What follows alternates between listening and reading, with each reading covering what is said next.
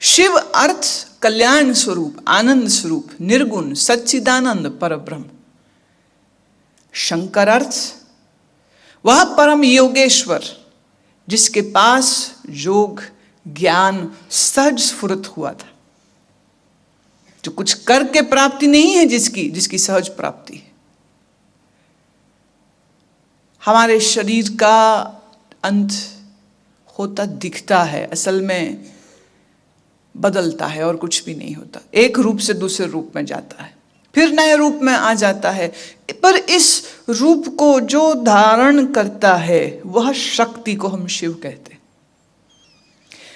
तो शंकर, महादेव, योगेश्वर, ये जिसको नाम दिए गए हैं, उसने समय समय पर कभी सूक्ष्म होकर और कभी स्थूल शरीर को अपनाया, कभी स्थूल शरीर छोड़ा, फिर सूक्ष्म रूप में आ गया। यूं समझो जैसे जेलर जब चाहे जेल में आए, जब चाहे जेल से जाए, उसके ऊपर कोई बंदिश नहीं है। ऐसे ही महादेव जी वो हैं जिनके पास यह शक्ति मौजूद है कि चाहे तो स्थूल शरीर रखें, न चाहे तो न रखें, सनातन है। ऐसी दिव्य शक्ति है, चाहे शरीर रखे न चाहे न रखे। अब तुम्हारे पास वो ताकत नहीं है, जीव के पास वो ताकत नहीं। अब आप सोच के देखिए, जो पहला पहला वेद का जो सूत्र या सूक्तियां आती हैं, शंकर जी का जिक्र उसमें भी है, जो सबसे पुरातन। अब वेद की जो टाइम है कि किस समय पर ये लिखे गए, उसके बारे में कई सारे अलग अलग विवाद हैं, लेकिन बहुतों के लिए ये मान्य है कि लगभग 80,000 वर्ष पूर्व का है, 80,000 years ago। कईयों का कहना नहीं, ये 20,000 वर्ष पूर्व का है। ये उसमें भी शंकर जी का जिक्र है। हमारे इस भारत में मार्कंडे जैसे ऋषि, वेद व्यास जैसे ऋषि हुए, जिन्होंने अपने शरीर की आयु को इतना लंबा किया कि हजारों साल का अंतराल आया।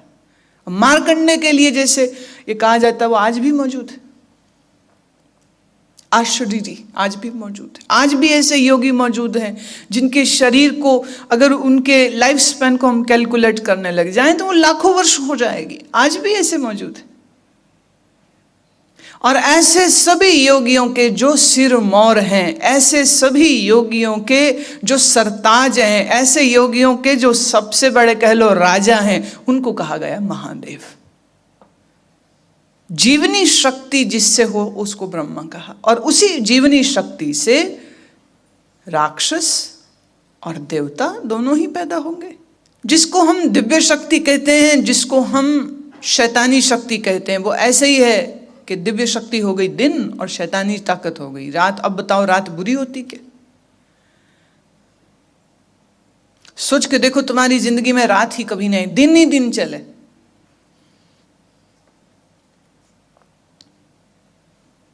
जितना कीमती दिन है उतना ही कीमती रात भी होती है। ऐसे ही जितनी कीमती दिव्य शक्तियां हैं उतनी ही कीमती ये आसुरी शक्तियां भी होती। क्योंकि दिव्य शक्ति दिव्य है, ये कहा तभी जाएगा जब उसकी तुलना में, उसकी कॉन्ट्रडिक्शन में, उसकी ऑपोजिशन में एक आसुरी शक्ति हो। दिन ना हो तो रात होगी, रात ना हो तो दिन किसी को कह सकेंगे, कोई काला ना हो तो किसी को गोरा कह सकेंगे, सर्दी ना हो गर्मी होती है इसका पता चलेगा। अब ये जो दो अपोजिट पोल्स हैं, ये एक दूसरे के पूरक होते हैं, एक दूसरे के विरोधी नहीं होते हैं। दिन और रात एक दूसरे के विरोधी नहीं है। दिन अच्छा रात बुरी ना, रात अच्छा दिन बुरा ना, दोनों एक दूसरे के पूरक हैं। तो भूत कौन है, प्रेत कौन है? भूत प्रेत कौन है? ये वो जीव हैं जिनको स्थूल शरीर अभी उपलब्ध नहीं हुआ है और अपने कर्म के कारण वो इंतजार में हैं कि कब उनको शरीर मिले।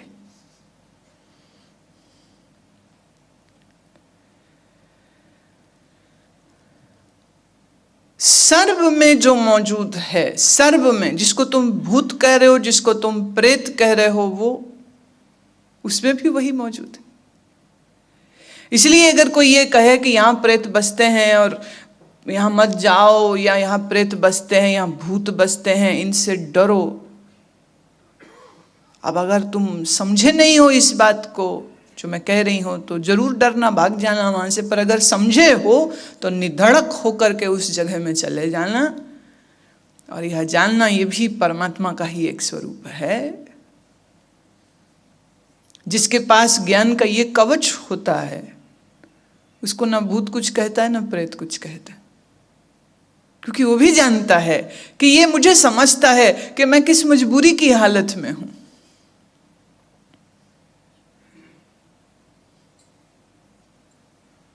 किस मजबूरी की हालत में हूं। और सच तो ये है, अगर किसी ऐसे स्थान में जहां भूत प्रेत बसते हों, कोई ज्ञान की साधना करने वाला, ध्यान की साधना करने वाला वहां चला जाए तो उसके वहां जाने से उसका भी कल्याण हो जाएगा, उसका भी कल्याण हो जाएगा। और साधक भक्त तो उसको ही कहते हैं ना जो अपना कल्याण भी करे और अपने ही साथ साथ सर्वभूत हिते रतः, सबके कल्याण का, सबके पुण्य का, सबके शुभ, सबके लाभ की मंगल कामना करता है। याद रखना, अगर तुम्हारे दिल में इस संसार में जी रहे किसी एक भी इंसान के प्रति द्वेष है तो जानना तुम साधक नहीं हो। बैठ के राम राम वाहिगुरु वाहिगुरु करने से तुम साधक नहीं हो जाते हो। आंख बंद करके ध्यान करने से तुम साधक नहीं हो जाते हो। ऐसों के लिए तो गुरु गोविंद सिंह ने व्यंग किया है, कहाँ भयो दो लोचन मूंद के बैठ रहे हो, बक ध्यान लगायो। बगले की तरह आंख बंद करके बैठा है, मन में नजर तो तेरी जैसे बगले की मछली पर है, तेरी किसी लोभ पर होगी या प्रदर्शन पर होगी या दूसरों को धोखा देने की होगी। फ्रॉड तो खून में दौड़ता है।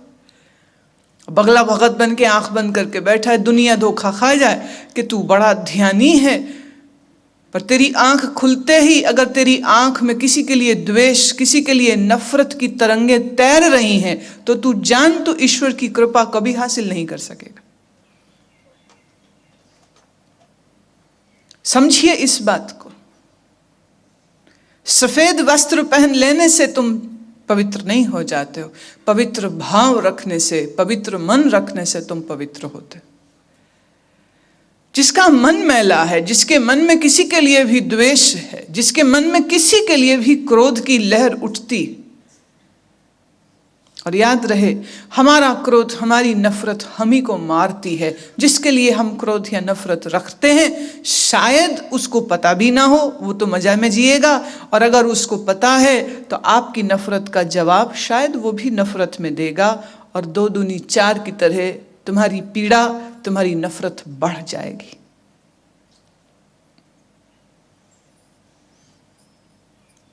सर्वत्र पाने की सर्वत्र माने, सर्व में तू है, सर्व में तू मान्य है। सर्वत्र इंद्र, इंद्र अर्थ यहाँ राजा है, सब का राजा तू ही है। सर्वत्र चंद्र, चंद्रमा की रोशनी ठंडी होती है, सूर्य की रोशनी में ताप होता है। सूर्य की रोशनी कई दफे आप बर्दाश्त नहीं कर पाते हो। जून जुलाई में जब टेम्परेचर 45, 46 चला जाता है तो सूरज भी बुरा लगता है, आदमी भागता है, छांव में रहना चाहता है। लेकिन चंद्रमा की रोशनी कभी नहीं चुभती है, हमेशा शीतलता देती, हमेशा ठंडक देती है। कूल लाइट है ये, it's so soothing, it's so cool. कितना ही अशांत तुम्हारा मन हो, अगर चांदनी रात हो और तुम चांदनी रात में बैठ के चांद को निहारते रहो, चांद को देखते रहो, तो थोड़ी ही देर में तुम्हारा मन भी शांत होने लग जाता है, चंद्रमा जैसा ही शीतल होने लग जाता है। अब 2 विरोधी बातें कही हैं। पहले में कहा तू सर्वत्र सूर्य की तरह प्रकाश देता है, फिर कह रहे तू सर्वत्र चंद्रमा की तरह प्रकाश दे रहा है। अब चांद और सूरज दोनों की रोशनी का जो टेम्परेचर है वो बिल्कुल अलग है, पर अलग होकर के भी है तो एक ही।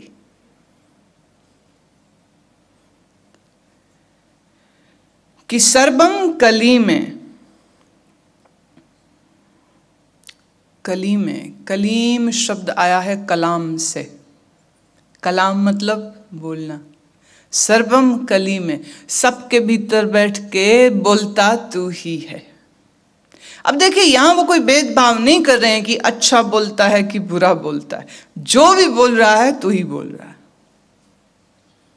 सर्वम कली में, सबके अंदर कलाम तू ही कर रहा है। कि परमम फहीम, फहीम कहते हैं समझना, समझदार होना।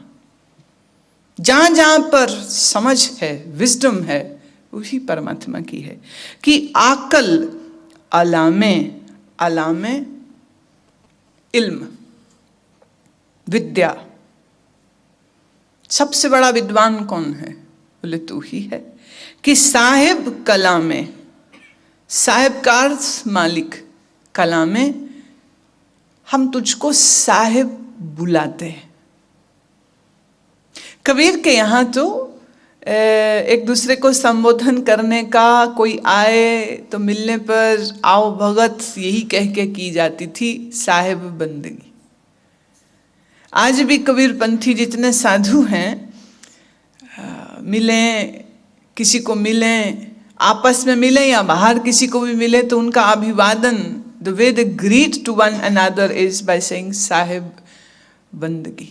ये जो आया है साहिब है और हम साहिब के बंदे हैं और साहिब को बंदगी करते हैं। बंदगी माने सलाम करते हैं, सजदा करते हैं, नमस्कार करते हैं। कि हुस्नुल वजू है, वजू चेहरा, हुस्नुल सुंदर। सबसे सुंदर चेहरा किसका? बोले तेरा। तमामुल रुजू है, तमाम मतलब सारे, तमामुल सबके भीतर में, रुजू तमामुल सबके भीतर में, जो बैठ करके सबको जो ध्यान देता है। रुजू मतलब ध्यान देना, टू पे अटेंशन।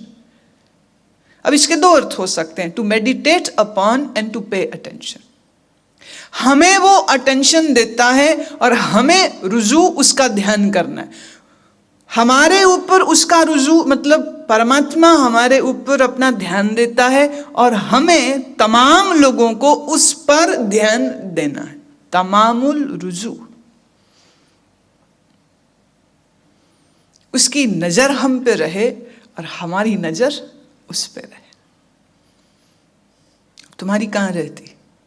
रूप पे के हर रूप के भीतर बैठे अरूप पे, रेखा पे कि रेखा के भीतर बैठे उस अरेख पे, दृश्य पे के दृश्य में बैठे उस अदृश्य पे। तुम्हारी नजर किस पे? तमामुल रुजू है, सबके ऊपर उसकी नजर है। पर यह आधी बात पूरी कब होती है? जब हमारी नजर भी उस पर आ जाए। हमेशुल सलामे, सलाम शब्द का यहां अर्थ सलामत। देखिए शब्द एक होता है, लेकिन उसको इस्तेमाल कहां किया जा रहा है वहां पर उसका अर्थ बदल जाता है। अब बिल्कुल दकियानुसी वर्ड टू मीनिंग शब्द से अर्थ अगर कोई करने लग जाए तो वो कहेगा हमेशुल सलामे, हम हमेशा तुम्हें सलाम करते हैं। अर्थ निकलने का तो यह भी निकलता है। हमेशुल हमेशा, सलामे हमेशुल सलामे, हमेशा कौन रहता है?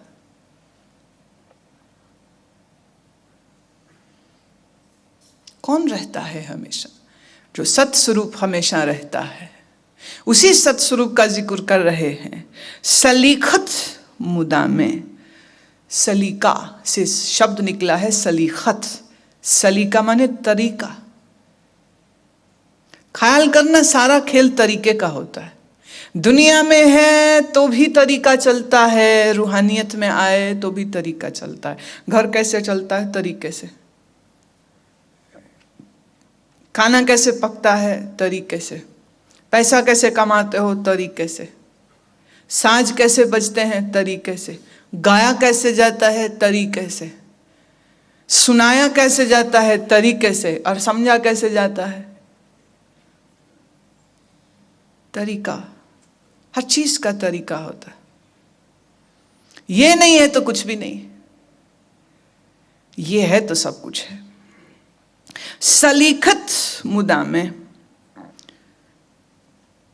सलीखत, सलीका, सारे सलीके, हमेशा सलीखत, सारी चीजों को सुंदर रखने का, सुंदर बनाने का और बनाते रहते रहने का सलीका प्रभु तेरे ही पास है। पीछे आया था ना, खेल खेल खेल अखेल, खेलता है फिर अखेल, फिर वापस बंद कर देता अपना डब्बा, फिर डब्बा खोल देता है। संसार का, प्रकृति का खेल, खेल खेल अखेल, खेलते खेलते अखेल, फिर वापस खेल शुरू। एक से शुरू हुआ अनेक हो गया, अनेक से फिर मटिया मेट कर दिया, फिर एक हो गया, अंत को फिर एक, एक फिर अनेक, खेल फिर अखेल, अखेल से फिर खेल, बात रुकती कभी नहीं। इसलिए एक बात समझ लें, आज सृष्टि का अंत कभी नहीं होता, ऐसा ही प्रवाह चलता रहता है, ऐसा ही प्रवाह चलता रहेगा, कभी स्थूल और कभी सूक्ष्म होता ही रहेगा। बीज से वृक्ष, वृक्ष से बीज, चलते ही रहेंगे।